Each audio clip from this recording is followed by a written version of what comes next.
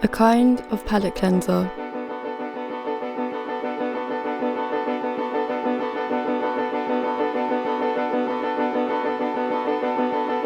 Born in the West Coast, Southern California, Light in Space had its genesis in the late 1950s.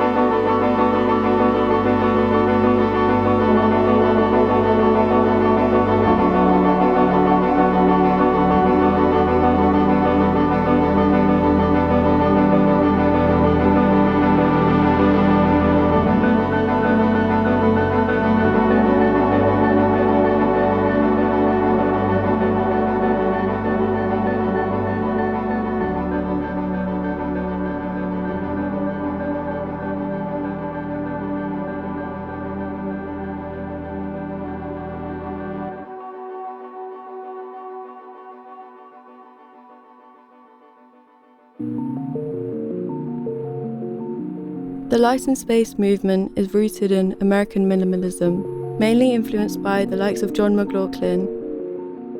His post-war artwork strayed away from realistic painting, applying the concept of Japanese enso, comprised of layering shapes, embracing improvisation and mistakes in his art, adding new perception into his artistic processes. Fine arts historically employed light as an emotive vehicle, vivifying sculptural surfaces and providing the template for many of the most dramatic of paintings.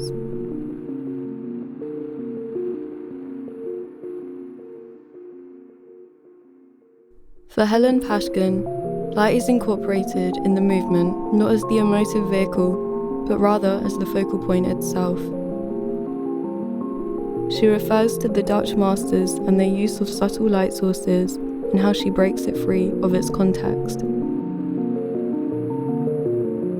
Robert Irwin, an artist experimenting with abstract minimalism, became disillusioned with his early work. It wasn't until he realized that we don't see the world in frames when he asked himself, "How do I break the frame?" He coined the term perceptualism to describe his experiments using the stability and instability of human sensory experiences as the primary subject of his artwork. Light became his primary means in exploring human perception, its intangibility akin to that of sound, an untouchable, impermanent, yet utterly moving force.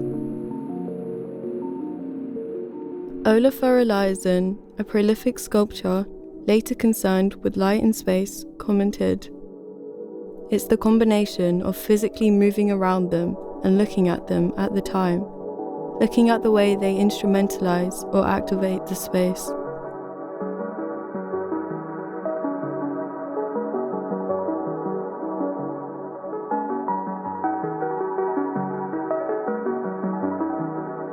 The medium itself, the resins, plastics, lacquers, lights, were directly acquired from and made possible only by the larger function of the automotive, aerospace, and plastics industries. Local aerospace and plastics companies later invested in the prominent artist, having seen it as a cultural movement directly modeled from the materials their own businesses relied on.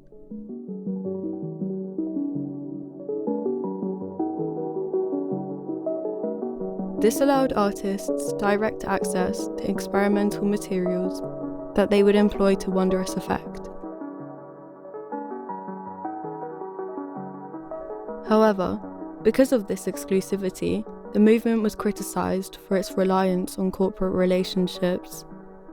Many touted the works as corporate art, undermining their cultural value.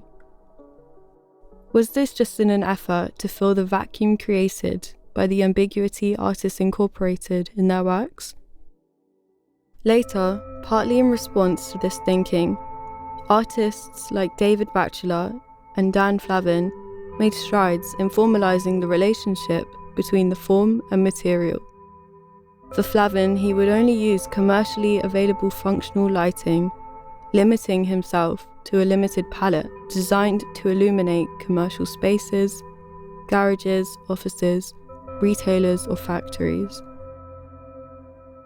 He argued that this medium would bring an elsewhere into the exhibition, stripping it of the environmental context it was designed for, and imparting what he describes as the intangible experience of a place. On the other hand, Batchelor made use of reclaimed commercial signage, like kebab shops, exits, toilets, or any number of other miscellaneous backlit signs. The repurposed materials were recontextualized and structured together, confusing their original lights, shapes, and purposes. This constructivist thinking, where designed objects are repurposed and made to act as the artistic medium itself, loops back round to the original deconstructivist interrogation of form and subject. The intangibility and ethereality of light as a medium forces our own vision to become the object of the artwork. The sculpture becomes a mere vessel in allowing perception to unfold.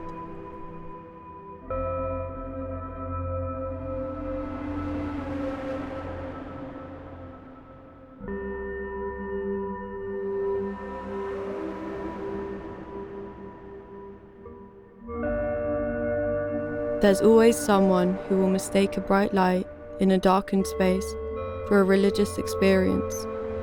If you see the plug, then it stops you getting mystical.